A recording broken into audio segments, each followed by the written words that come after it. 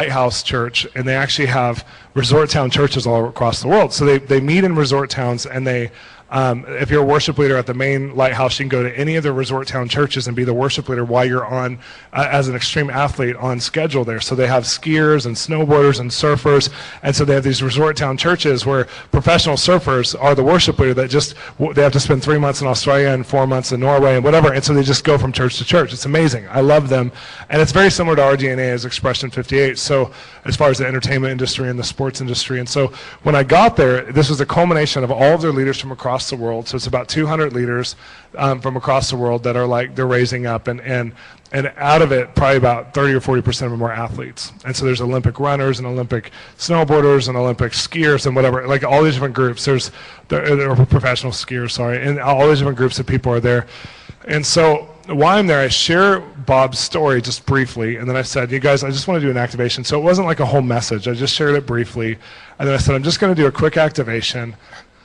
I said, how many of you are professional athletes and you're completely injured to the point where you can no longer compete on the same level as what you're supposed to be competing at if you were going to compete on a major competition? So about 20 people raised their hand, and I said, out of this 20, how many of you know in your spirit that you were given the gift of sports and that you're supposed to compete again, but your body is holding you back? 14 of them raised their hand. So 6 of them felt like they were done, it was okay. They still want to be healed, but they didn't feel like they were going to go back into it. 14 raised their hand. I said, out of you 14, how many of you have metal in your bodies? 9 of them. Like they have pins and rods and plates and these things. And I said, here's my thought, and we're going to do a prayer release, but you're going to be your own prayer team, because you need to come to a place of faith where you own the faith. It's not James Maloney praying for you. It's, and at the time Todd Bentley was seeing all this stuff happen. I said, it's not all of us praying for you. You need to actually own in authority this principle. If you have a destiny, there's a provision for your body, your finances. I mean, Paul Keith has said this for years. If there's a destiny, there's a provision. If you have a destiny, there's a provision for that destiny to manifest. And so in your body, if there's something wrong, that was not God's intention for you if you still have a calling in sports. So that means you have the right to ask God with authority as a son for the provision you need to actually bring to your body, your finances, your relationships, whatever you need, that would be undone, that it would be redone for his sake. Because his fame and his nature is at stake, not yours. And so you have the right now to ask God, Father, you've given me the gift of sports, but I can't accomplish my destiny if you don't give me this healing. Would you release the healing? I said, I want you to ask that out of faith. And something connected to them, because I just shared that the greatest spiritual athletes, the greatest spiritual Olympians ever to be released are being released now. And these are natural Olympians that I'm praying over. Like 4 or 5 natural Olympians that wanted to go back to the Olympics. They've already been to the Olympics once. I'm going to go back to the Olympics. One of them, Kelly Clark, who had won the gold medal in snowboarding right when she became a believer. She'd also won the X Games, and she has a line of snowboards made out of her. She's an amazing young woman around my age, and she felt like she was supposed to go back to the Olympics, but she had such a severe injury from a fall in sports, and she heard this, and she said, God, last time I went to the Olympics, I was barely saved. I didn't know how to bring you glory. This time I want to go. I feel like there's an Olympics in me. For your sake, will you heal my body? Immediately, a healing came over her body. Immediately, she was radically healed. Now, all of the 14 that stood up were radically healed. 9 of them had metal out of their body or their body reconstructed supernaturally within 5 minutes of praying. All of them have competed again. All of them are doing great. That's amazing. But here's what's more amazing. So I'm going to give you why God did this. So Kelly, she knows she's going to the Olympics now. We went back up. We go two times a year, usually, or 1 time a year to Mammoth Lakes. It's been 2 times a year, but this year it'll be once to Mammoth Lakes to visit our friends, because now we become like family. They come down, we go up, and their people come to LA all the time, so they come to our church and whatever.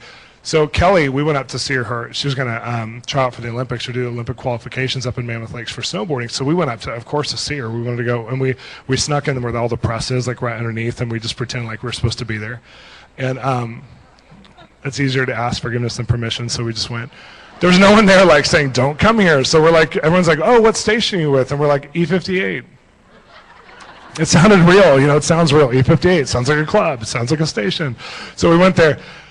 So we're watching Kelly. It was an amazing day. It was like she was made for this. She's listening to Kim Walker all the way down, just like worshiping God. She's like in the moment of, I mean, athletes are worshipers, man. She's like worshiping God, comes down, has the time of her life, is like, yeah, that's right, that's my God.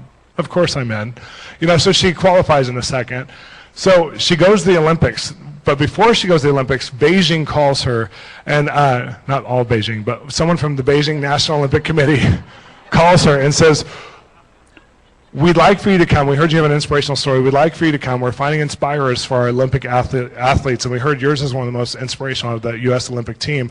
Will you come and share your inspirational story to us? She has no idea how they've heard this or how they got her number. And so she's like, well, it's a Christian testimony about Jesus. Would that be okay? And they're like, that's great. We don't have enough Christianity in China.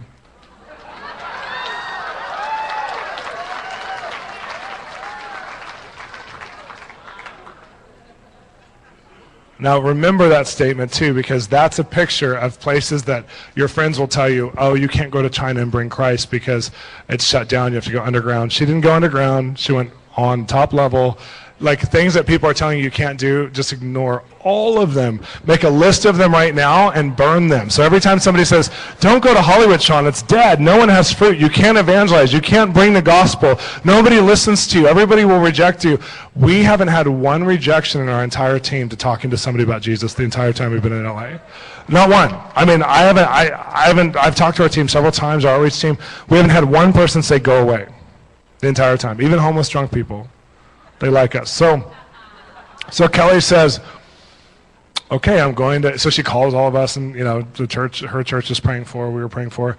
She goes there and she has like 300 Olympic hopefuls that are all Chinese that are looking at her like, this is amazing. They're listening to her story, and she thinks, I got to do an altar call, but I don't know if I can do an altar call. I'm in communist China. Can I do an altar call? So she thinks, again, it's easier to ask forgiveness than permission.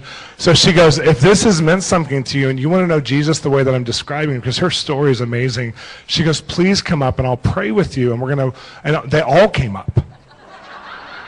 So she had to do a mass corporate prayer. So 300 plus Olympic athletes in China gave their lives radically to Jesus because Kelly Clark believed that she had the gift of sports that was part of her destiny and didn't allow a lack of healing to hold her back.